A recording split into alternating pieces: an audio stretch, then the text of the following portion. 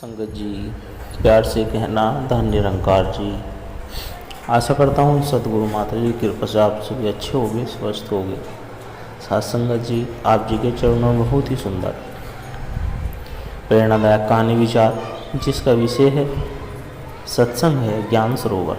साथ संगत जी, आइए जानते हैं इस कहानी के माध्यम से। साथ संगत जी, गांव देवरिया के किनारे एक बड़ा घना जंगल था। वहीं पास में बसा था छोटा सा गांव जिसका नाम शांति नगर था, जहां एक युवक रहता था जिसका नाम राजीव था। राजीव एक मेहनती किसान था, लेकिन उसका मन हमेशा परेशान रहता था। उसे जीवन का कोई उद्देश्य समझ नहीं आता था। वह सोचता, मैं हर दिन खेत में काम करता हूँ, कमाता हूँ, खाता हूँ, सो जाता हूँ, क्या यही जीवन है? राजीव धीरे धीरे चिड़चिड़ा और क्रोधित रहने लगा। गाँव में कोई बात कह दे तो वह बहस करने लगता। मन की अशांति ने उसे भीतर ही भीतर खोखला कर दिया था। वह कई बार सोचता, काश कोई मुझे जीवन का रास्ता दिखाए, कोई ज्ञान की बात बताए। एक दिन गांव में एक बूढ़ा साधु आया। उस साधु का नाम था स्वामी तत्वबोधानंद। वह गांव के मंदिर के पास एक पीपल के पेड़ के नीचे बैठकर सत्संग करता रहा। पहली बार में तो राजीव ने उसे नज़रअंदाज किया, लेकिन जब उसने सुना कि गांव में लोग वहाँ घंटों बैठकर सुनते हैं और फिर प्रसन्नता से घर लौटते हैं, तो उसका मन भी खिंचता चला गया। एक शाम वह चुपचाप जाकर सत्संग में बैठ गया। स्वामी जी कह रहे थे कि बच्चों, जीवन एक नाव है और सत्संग उसकी पतवार है। सत्संग नहीं तो जीवन दिशाहीन, अज्ञान में और डूबता हुआ हो जाता है। जो सत्संग से जुड़ जाता है वह ज्ञान सरोवर से अमृत भरकर अपने जीवन को सार्थक कर लेता है। राजीव को ये वाक्य उसके भीतर तक छू गए। उस दिन के बाद राजीव रोज सत्संग में जाने लगा। स्वामी जी की कहानियाँ, उपदेश, रामायण और भागवत के उदाहरण गहरी बातों को सरल शब्दों में समझाते हुए उसके दिल को छू जाते। स्वामी जी बताते, सत्संग आत्मा का स्नान है। जैसे गंदा शरीर जल से धोया जाता है, वैसे ही पाप, मोह और अज्ञान सत्संग से धोए जाते हैं। धीरे धीरे राजीव का व्यवहार बदलने लगा। अब वह लोगों से मुस्कुराकर बात करता, चिड़चिड़ापन गायब हो गया। उसने क्रोध पर नियंत्रण पाना शुरू किया। उसके खेत पहले जैसे ही थे, परंतु अब उसकी दृष्टि बदल गई थी। हर पौधे में उसे प्रभु का अंश दिखता। वह सेवा करने लगा, गरीबों की मदद करने लगा, मंदिर की सफाई और बूढ़ों की सेवा करने लगा। एक दिन गांव में भारी संकट आया। कई दिनों तक वर्षा नहीं हुई, फसल सूखने लगी, लोग घबरा गए। लेकिन राजीव ने हिम्मत नहीं खोई। उसने गांव में सत्संग का विशेष आयोजन कराया, सप्ताह कथा कराई और वह कहता,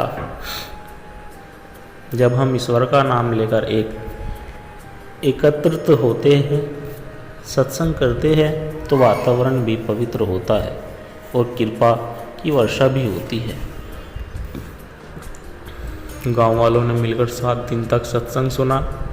कथा के अंतिम दिन जब सभी ने मिलकर प्रभु से वर्षा के लिए प्रार्थना की, तो आकाश में बादल उमड़ आए और कुछ ही देर में मूसलाधार बारिश शुरू हो गई। सब लोग चौंक गए।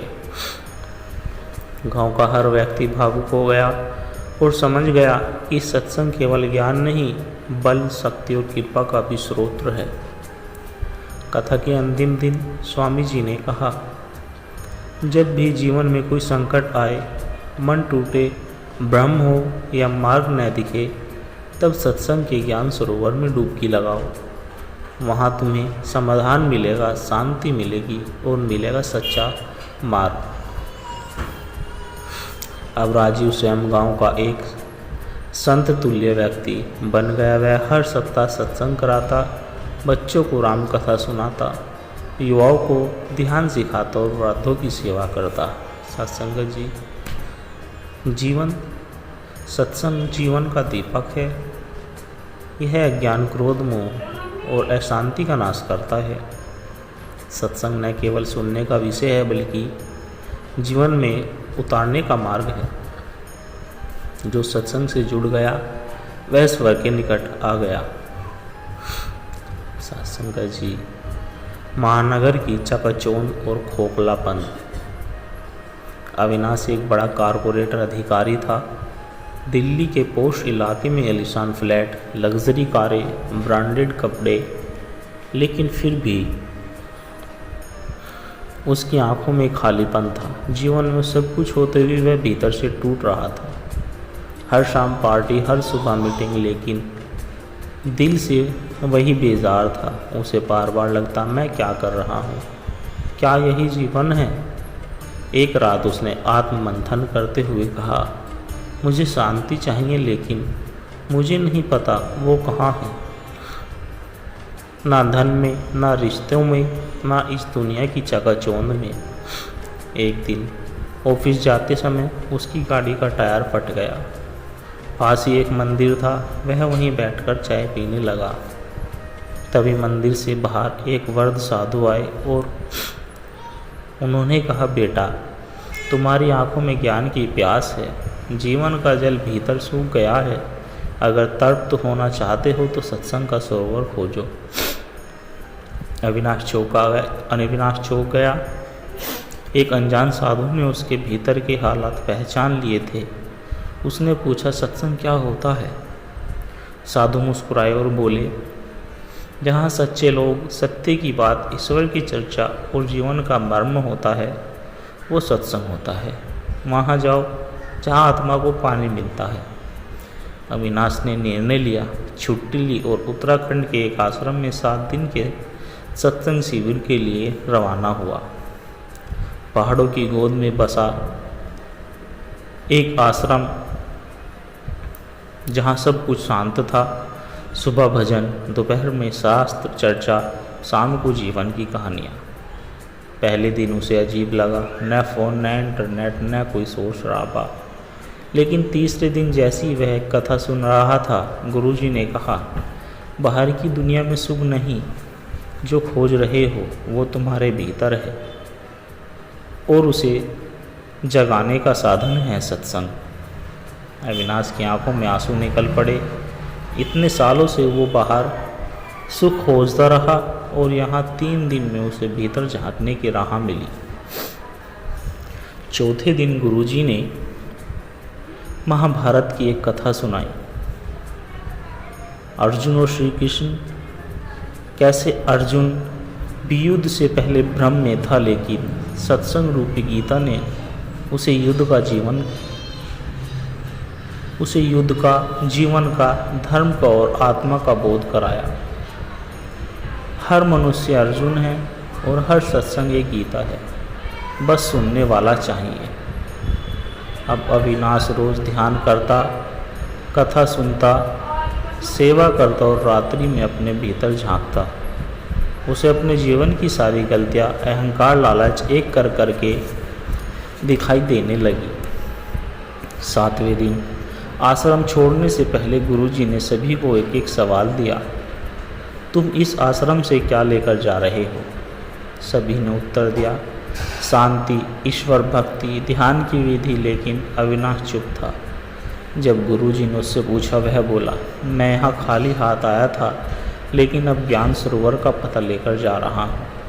अब मैं जान गया हूँ कि सत्संग मेरे लिए मंदिर नहीं, मेरा रास्ता है।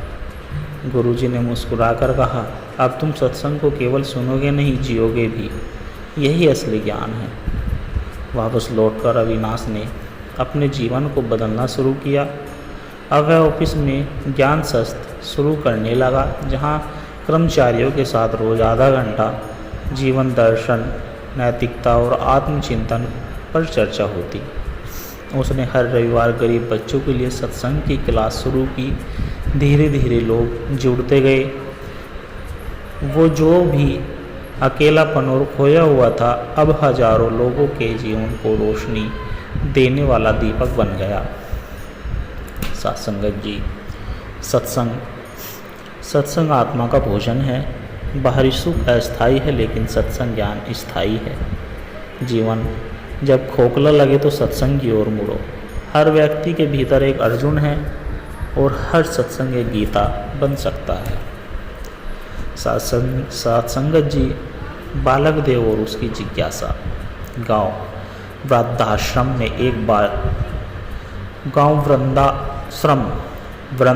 में एक 12 वर्षीय बालक रहता था, जिसका नाम देव था। वह बचपन से ही थोड़ा अलग था। जहाँ दूसरे बच्चे खेलते, वह मंदिर के पास बैठकर साधुओं से प्रश्न करता। वो प्रश्न उसके कुछ इस प्रकार थे जैसे: भगवान कहाँ रहते हैं? सत्य क्या है? जीवन का उद्देश्य क्या है? लोग कहते यह बालक साधारण नहीं है। एक दिन गांव में एक घुमंतु संत आए, स्वामी अच्युतानंद। उन्होंने देव को देखा और उसकी आंखों में जिज्ञासा की आग पहचान ली। उन्होंने कहा, बेटा, तेरी आत्मा ज्ञान की प्यासी है। चल, मैं तुझे एक ऐसा स्थान बताता हूँ जहाँ सच्चा ज्ञान का सरोवर सत्संग है, जहाँ जाकर तेरे सारे प्रश्नों के उत्तर मिलेंगे। देव ने नमन किया और संत के साथ व्यास सरोवर आश्रम की ओर यात्रा शुरू की। व्यास सरोवर आश्रम हिमालय की तलहटी में बसा था। वहाँ सुबह से लेकर रात तक सत्संग चलता, महापुरुषों की कथाएं चलती, वेदों के श्लोक चलते, रामचरितमानस की चौपाई चलती और साक्षात जीवन बदलने वाले प्रसंग भी चलते। देव पहली बार सत्संग में बैठा तो लगा जैसे उसका मन शांत हो गया हो। संत बोले, जिस तरह नदी सागर में मिलकर स्थिर हो जाती है, वैसे ही मन जब सत्संग रूपी ज्ञान सरोवर में डुबकी लगाता है तो वह स्थिर, निर्मल और शांत हो जाता है। देव की आंखों में आंसू आ गए। उसे लगा, अब मैं सही जगह पर हूँ।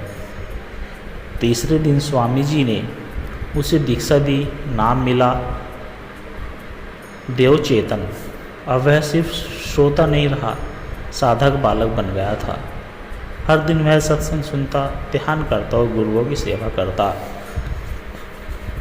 एक दिन उसने प्रश्न पूछा, गुरुदेव, क्या सत्संग सुनना मात्र से ही मोक्ष मिल सकता है?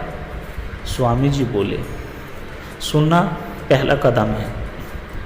उस ज्ञान को जीवन में उतारना ही साधना है। जैसे जल देखकर प्यास नहीं बुझती, उसे पीना पड़ता है, वैसे ही सत्संग का रस भी भीतर उतारना पड़ता है। देव चेतन अब हर कथा को अपने जीवन में लागू करने लगा। वह झूठ नहीं बोलता, कभी क्रोध नहीं करता और हर किसी में परमात्मा के दर्शन करता। एक रात अचानक आश्रम में एक वृद्ध भिक्षुक आया। वह कांप रहा था, भूखा था और उसके पाँव में घाव थे। बहुतों ने अनदेखा किया, लेकिन देव चेतन उसे अपने कक्ष में ले गया, उसके पाँव धोए, भोजन कराया और शांति से सुला दिया।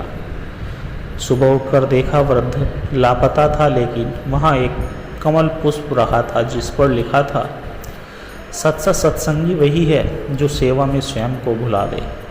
सत्संग की पूर्णता सेवा में ही है। स्वामी जी मुस्कुराए, तू परीक्षा में सफल हुआ पुत्र। समय बीतता गया। एक दिन देव चेतन ने पूछा, गुरुदेव, अब मैं क्या करूं? ज्ञान तो मिल गया, पर जीवन में आगे क्या? गुरुजी ने बताया, अब तू स्वयं सत्संग बन जा। जैसे दीपक दूसरों को प्रकाश देता है, वैसे ही तू भी अब अज्ञान में डूबे लोगों के लिए ज्ञान सरोवर बन। देव चेतन अब गांव-गांव जाकर सत्संग करता, कथा सुनाता और जीवन के गूढ़ रहस्यों सरल शब्दों में लोगों को समझाता। कई वर्षों बाद वापस वृंदाश्रम गांव लौटा। अब वह कोई साधारण बालक नहीं, बल्कि ज्ञान सरोवर का साक्षात प्रतिबिंब था। लोगों ने उसे घेर लिया और पूछा, देवचेतन, तू कौन सा अमृत पी के आया है, हमें भी बताना। वह मुस्कुराया और बोला, मैंने सत्संग के ज्ञान सरोवर में डुबकी लगाई है। वहाँ न केवल ईश्वर मिलता है बल्कि स्वयं का असली स्वरूप भी प्रकट होता है। वही आत्मा का जल है, वही ज्ञान का सागर है। सत्संगत जी, सत्संग केवल शास्त्रों की चर्चा नहीं, आत्मा की पुकार का उत्तर है। जो सत्संग में डूबा वह संसार के भ्रम से मुक्त हुआ। सत्संग का असली फल तभी मिलता है जब हम उसे जीवन में उतारते हैं। सेवा, त्याग और आत्मबोध यही सत्संग की परिपूर्णता है। सत्संगत जी, मन का तीर्थ। एक राजीव नाम का व्यक्ति था, एक सफल व्यवसायी, उच्च पदवी संपन्न जीवन, लेकिन भीतर से खाली। एक दिन उसे ऑफिस में बैठा था, वह अचानक फूट फूट कर रो पड़ा। लोग उसे देखने लगे और उसे लगा, जिस जीवन के लिए इतनी मेहनत की वह क्यों मुझे भीतर से तोड़ रहा है। इसी द्वंद्व में वह एक दिन सब कुछ छोड़कर हिमालय की ओर चल पड़ा। न किसी को बताया, न मोबाइल लिया, बस एक छोटी सी पोटली और आंखों में सवाल, मैं कौन हूँ। हिमालय के एक छोटे से गांव में उसे एक गुफा मिली। वहाँ एक वृद्ध साधु तपस्या कर रहे थे। राजीव ने उनसे पूछा, बाबा, क्या ईश्वर यहीं कहीं है? साधु ने आंखें खोलकर देखा और कहा, ईश्वर को ढूंढने निकले हो, लेकिन मन को साथ लेकर। पहले मन को साधो, फिर ही कोई तीर्थ सफल होता है। राजीव ने वहीं रहकर सेवा करना शुरू किया। लकड़ी लाना, भोजन बनाना, साफ सफाई करना। धीरे धीरे उसका मन शांत होने लगा। एक दिन साधु ने उसे ध्यान में बैठाया। कई दिन बीत गए, लेकिन राजीव का मन इधर उधर भागता रहा। वह निराश हो गया। साधु बोले, जैसे गंदा पानी पहले शांत होता है, फिर नीचे बैठता है, वैसे ही मन भी पहले भटकेगा, फिर थकेगा, और तब तुम्हें अपने भीतर झांकने का अवसर मिलेगा। 7वें दिन ध्यान करते हुए राजीव को पहली बार लगा कि वह शरीर नहीं है। उसका मन हल्का हो गया, जैसे भीतर कोई दीप जल उठा हो। अब उसके मन में प्रश्न उठा, क्या केवल ज्ञान से ईश्वर मिलेगा? भक्ति का क्या स्थान है? साधु ने एक कथा सुनाई। एक राजा और एक भिक्षुक दोनों ईश्वर के मार्ग पर थे। राजा ने शास्त्र पढ़े पर अहंकार से भरा रहा। भिक्षुक ने बस राम नाम लिया और रोता रहा। अंत में ईश्वर उसी के पास पहुँचे जिसने सिर झुकाया, न कि जिसने शस्त्र रटे। राजीव को समझ आया, ज्ञान का मूल्य है, पर भक्ति उसकी आत्मा है। एक दिन अचानक उसकी पत्नी और बेटे पहाड़ों में उसे ढूंढते हुए वहां पहुंचे। बच्चों को देखकर उसकी आंखें भर आई। पत्नी ने कहा, चलो घर लौट चले, अब तुम्हें याद कर रहे हैं। राजीव का मन डोल गया। उसने साधु से कहा, क्या करूं? साधु बोले, अगर तेरे भीतर अभी भी मोह है तो लौट जा, लेकिन अगर तू समझ चुका है कि ईश्वर तुझसे कुछ कराना चाहता है तो रुक रह जा।